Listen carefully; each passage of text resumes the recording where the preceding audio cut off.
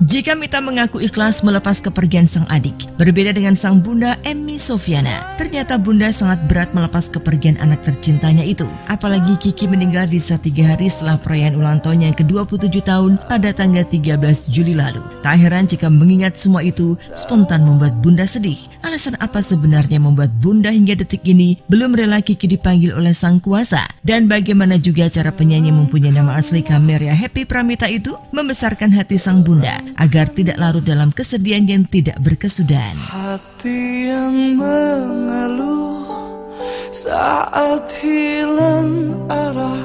Masih berat karena di sini sempat dia sehat, gendut, tante yang ngerawat sama suster. Jadi kesana itu kita kan cuma pengen terapi aja supaya dia bisa jalan. Tujuan dia kan udah sehat.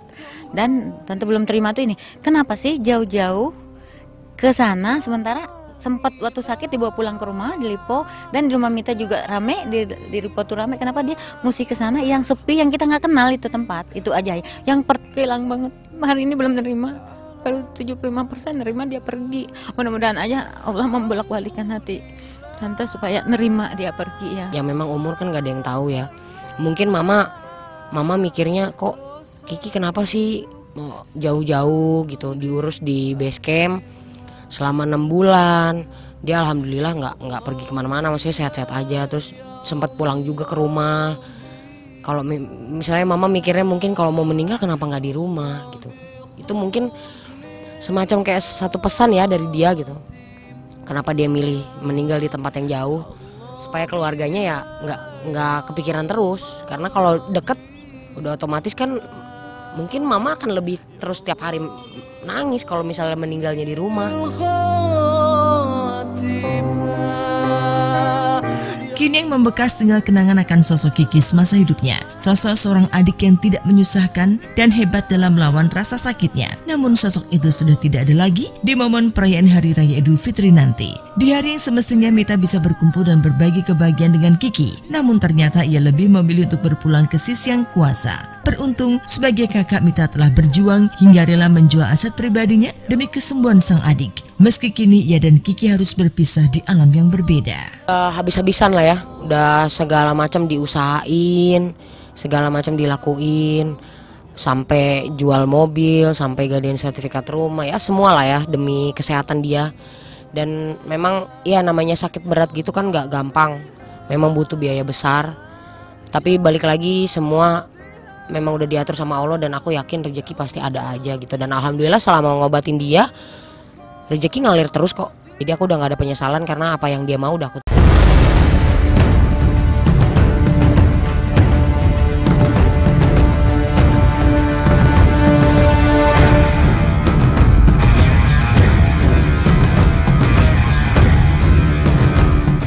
Pekan ini artis Julia Perez kembali menjadi sorotan.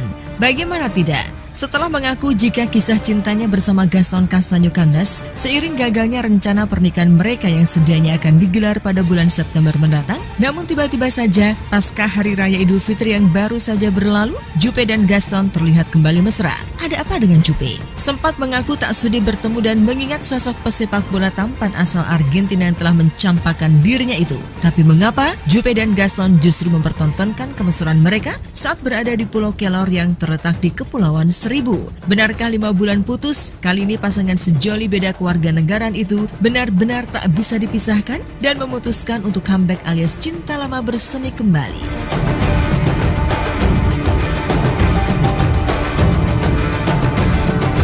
Tapi usut punya usut, pertemuan Juppe dengan Gaston hari itu memang bukanlah faktor ketidaksengajaan. Jauh-jauh hari pasangan ini telah sepakat untuk bertemu secara profesional, di mana Gaston diminta Juppe untuk menjadi model video klip untuk single lagunya yang berjudul Merana. Ya, sepertinya lewat video klip lagu berjudul Merana yang diciptakan oleh Rizna Oris itu, Juppe benar-benar ingin melampiaskan segala rasa yang mengendap selama ini dan sengaja memilih Gaston sebagai model video klipnya. Lantas seperti apa pertemuan Juppe dan Gaston selama berbulan-bulan lamanya tak bertemu? Benarkah Juppe masih digelayuti perasaan kecewa sehingga meski keduanya duduk bersebelahan saat berada di kapal yang membawanya ke Pulau Kelor, aksi saling cuek dan enggan bertegur sapa menjadi pemandangan canggung seperti yang berhasil terekam secara eksklusif oleh kamera Halo Selebriti berikut ini.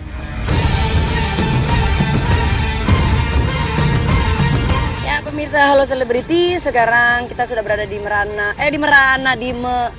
Dermaga 6, Ancol. Sekarang kita pengen syuting video klip Merana bersama Gaston. Dan waktunya kita berangkat. Yuk, kita berangkat yuk. Hasta luego.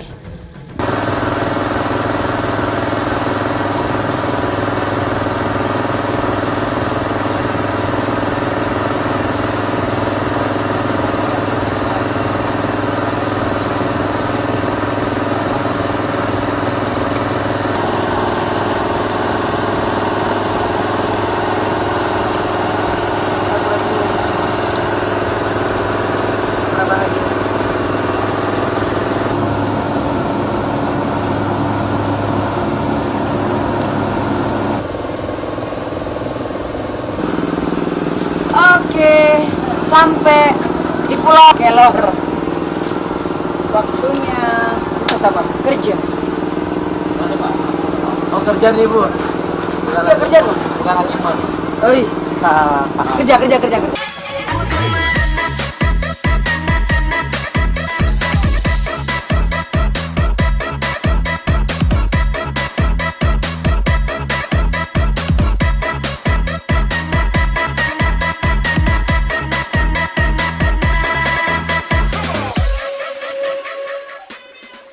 Suasana kaku dan canggung masih terlihat di antara Juppe dan juga Gaston. Meski keduanya datang bersamaan, namun tak sedikit pun terlihat komunikasi di antara keduanya. Entah apakah benar masih ada rasa kecewa ataupun cinta yang masih tertahan di antara mereka berdua. Entahlah, yang jelas hari itu keduanya harus melakukan syuting video klip secara profesional. Menariknya, seakan ingin menumpahkan kekesalan pada Gaston, Juppe pun begitu menghayati saat harus melakukan adegan ekstrim kepada Gaston yang terikat di tali, seperti yang berhasil terekam saat keduanya melakukan syuting video klip di pulau yang tak berpenghuni tersebut seperti berikut ini.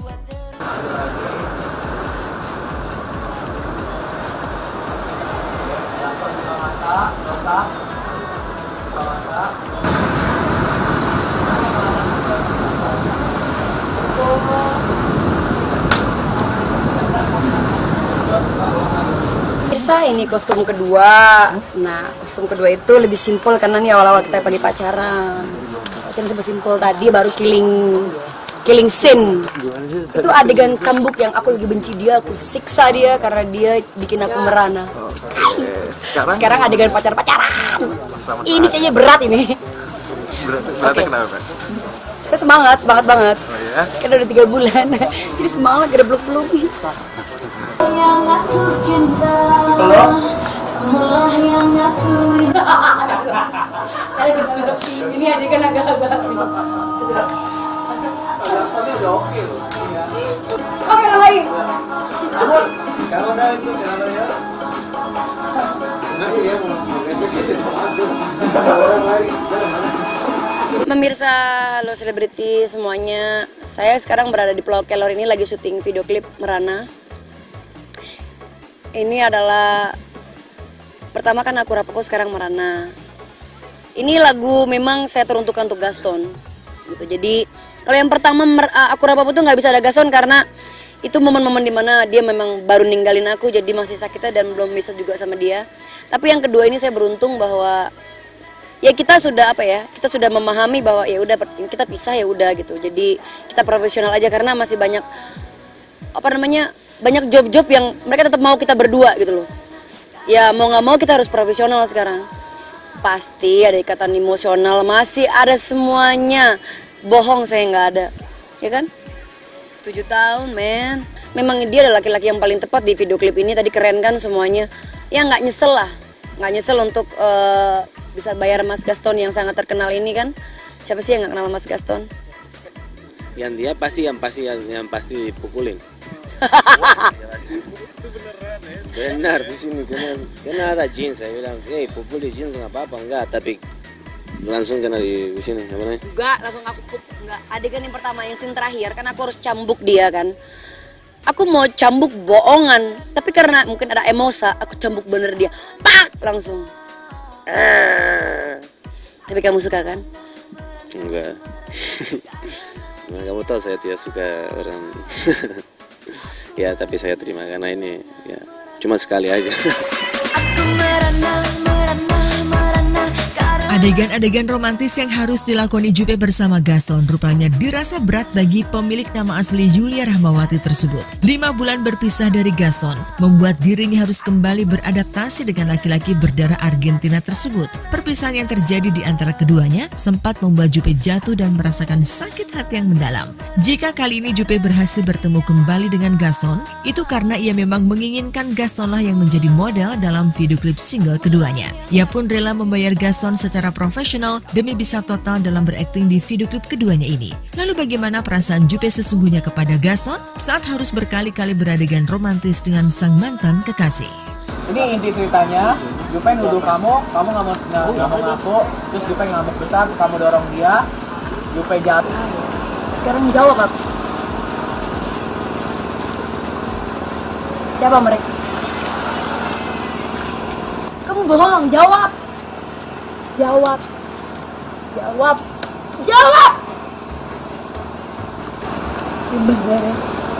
Beb, tapi kalau ini sebentar, Beb. Masih canggung kan, kita 3 bulan kita nggak bersama, dari Februari ya. Setelah Valentine kamu ninggalin aku ya. Jadi, abis itu ya kita ketemu cuma gitu-gitu aja. Terus ya ini, yang tadi aku bilang, dalam sebuah adegan tuh nggak ada yang pernah pura-pura. Ini sebuah ketulusan di Merana, ini sebuah ketulusan dan kita harus pura-pura happy. Aku lagi nggak pura-pura, jadi ketika adegan pertama kali dia peluk aku, ya aku lagi ngedapetin dia pertama kali ada dulu video klip kita namanya Satu Cinta gitu. Berdua itu pertama kali aku dapetin dia lagi dan ini Gaston. Tapi ya aku harus tahu bahwa aku rasanya benci banget lagi, abis itu benci lagi. Jadi itulah momen aku kerja, benci lagi, kerja lagi, jelek. Tapi aku udah tahu, profesional, langsung ketok-ketok, langsung sadar gitu.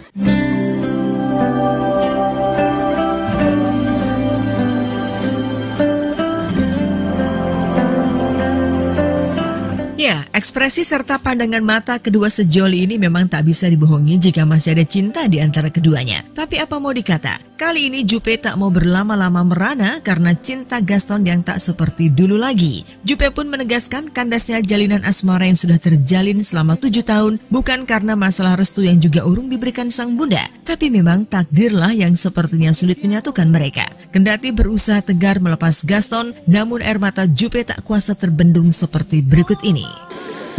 Aku nggak ada masalah sama keluarga. No, dia lagi.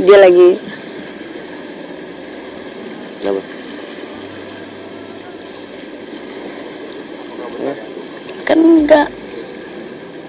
Kan nggak ada masalah. Saya selalu pengen dia bahagia. Saya selalu pengen dia senang. Saya tipe orangnya saya tidak suka kalau dia nangis ya. Kalau dia nangis saya yang pertama paling marah ya. Tadi dia lagi mulai nangis sedikit, pengen aku colok mata dia.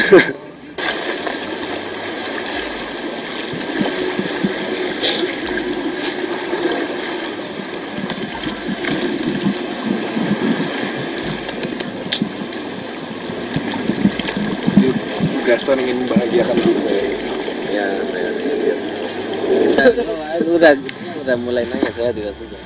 Enggak, aku nggak nangis, aku lagi nangis bahagia anak kamu. Ini memang laki-laki yang sempurna untuk menjadi bapaknya anak-anak, tapi sekarang udah nggak lagi. Karena bapaknya anak-anak nggak pernah meninggalkan ibunya anak-anak begitu aja gitu. Jadi saya pikir tidak ada alasan apapun. Saya lebih memilih seorang laki-laki yang ya apapun yang terjadi dalam hidup ini tetap berpegang teguh gitu, dengan berpegangan. Karena saya yakin tidak ada dalam hidup ini kita nggak pernah dicoba, pasti kita dicoba. Saya yakin itu, karena kalau menurut saya, kalau kamu cinta seseorang, cobaan apapun itu, kamu tahu kamu harus pulang kemana. Seperti kamu habis kerja capek kanan kiri, kamu pulang kemana? Ke rumah kan. Saya menganggap cinta itu seperti rumah, seperti semuanya, seperti sesuatu yang berharga. Jadi saya menganggap Gaston itu rumah saya. Jadi ketika saya capek kanan kiri berat, saya selalu ngadu sama dia. Tapi mungkin rasanya berat kali ya pekerjaan aku buat kamu, untuk kamu dengerin. Ya, tapi memang semua hubungan kita kadang-kadang ada masalah, kadang-kadang enggak. Ya, kadang-kadang kita harus ambil keputusan di dalam hidup ya untuk lebih baik. Bukan dia nggak baik buat saya ya, saya tahu dia perempuan yang paling sempurna yang saya pernah kenal. Tapi ya ada banyak faktor-faktor yang mungkin saya harus pikirkan ya. Kita belum bisa ambil satu langkah lagi. Dan ya untuk sementara ya kita lagi ada banyak kerja berdua. Ya saya senang karena saya suka bantu dia apa aja yang dia mau, saya pasti bantu. Seperti saya. Pasangan Asmiranda dan Jonas Rivanno terus mendapat sorotan. Rumah tangga mereka dikabarkan sedang diguncang prahara. Artis cantik yang akrab disapa Anda itu diberitakan tengah tertekan karena sang suami dililit hutang hingga miliaran rupiah. Yang mengejutkan, Anda dikabarkan rela menjual aset-aset kekayaannya demi bisa menutupi hutang-hutang sang suami. Rumah di Cibubur, Jakarta Timur yang disebut-sebut sudah dimiliki Anda jauh sebelum menikah dengan Jonas, kabarnya dijual senilai 3 miliar rupiah. Tak hanya itu, artis berparas Indo itu juga akan menjual salon kecantikan miliknya yang selama ini dikelola ibunya, yang berada tak jauh dari kediaman orang tua Anda di kawasan Beji, Depok, Jawa Barat. Benarkah harta Asmiranda yang dikumpulkan dari hasil jerih payahnya berkarir di dunia hiburan habis tak bersisa? Kemelut rumah tangga Anda pun sepertinya mulai mengusik keluarga besarnya. Sang paman pun akhirnya ikut muncul dan angkat bicara mengenai berbagai rumors yang mengiringi kehidupan perkawinan yang belum genap 1 tahun dijalani Anda dan Jonas. Saya kurang tahu kalau masalah itu. Perkembangan keluarga mungkin dengar beritanya seperti apa? Saya tidak tahu. Saya tidak tahu kalau masalah itu perkembangan Asmiranda. Tidak di sini, yang jelas dia ikut suaminya lah. Oh, gitu. Kan udah keluarga. Tapi kabarnya rumah Asmiranda dijual, tahu nggak? Kurang tahu.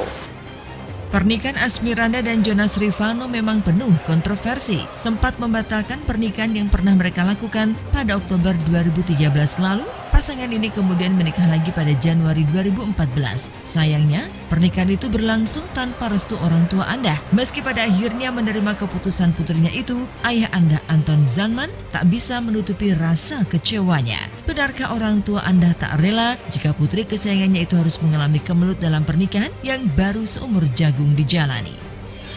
Rasa kecewa nggak sih, Om? Kelihatan. Dari mana tuh? Dari orang tuanya, dari mama. Manusiawi kalau itu masa itu. Manusiawi, setiap orang pasti ada. Ya. Om, seperti apa Om? Mungkin sebagai orang tua Om, katanya kabarnya Jonas melakukan, Om jangan sebelah saya Om. Itu katanya melakukan ini Om, seperti melorotin lah Asmiranda, uang Asmiranda habis sana Jonas Om.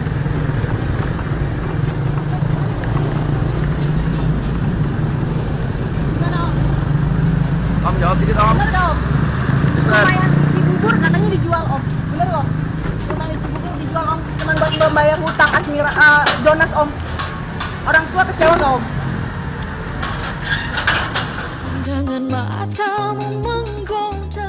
Asmiranda dan Jonas Rivanno tentu sudah menyadari akibat dari pernikahan kontroversial mereka. Tapi apa daya, jaring asmara sudah terlanjur menjerat erat sejoli ini. Keduanya bertekad akan terus bersama melewati segala aral yang menghadang. Tapi setelah menikah, Asmiranda dan Jonas Rivanno menghilang begitu saja dari hingar-bingar dunia hiburan. Wajah cantik Anda tak lagi menghiasi layar kaca. Tak hanya sulit ditemui awak media, keluarga Anda pun merasa semakin jauh dari wanita kelahiran 17 Oktober itu. Anda kabarnya dilarang oleh Jonas untuk menemui dan menghubungi ibunya sejak mereka menikah. Puncaknya Anda pun tak pulang ke rumah orang tua di Hari Raya Idul Fitri. Sejak rumah di Cibubur dijual, Anda dan Jonas kini dikabarkan menyewa rumah di kawasan Cengkareng. Di tengah hiruk-pikuk kemelut rumah tangga Anda, keluarga sangat berharap Anda bisa kembali ke pelukan orang tuanya. Ya, semoga dia kembali lagi ke orang tuanya, itu aja. Oh ya pasti ini ya, kalau orang ngomongin cobaan buat kita ya mungkin cobaan buat kita, tapi itu nggak pernah ngaruh sama hubungan aku sama. Doa dan harapannya apa? Ke depan buat kalian. Semoga kita bisa ngejalaninnya dengan baik. Semoga bisa berjalan baik-baik saja. Yang pasti sih yang baik-baik aja itu sih. Semoga semua dilancarkan. Semua dilancarkan.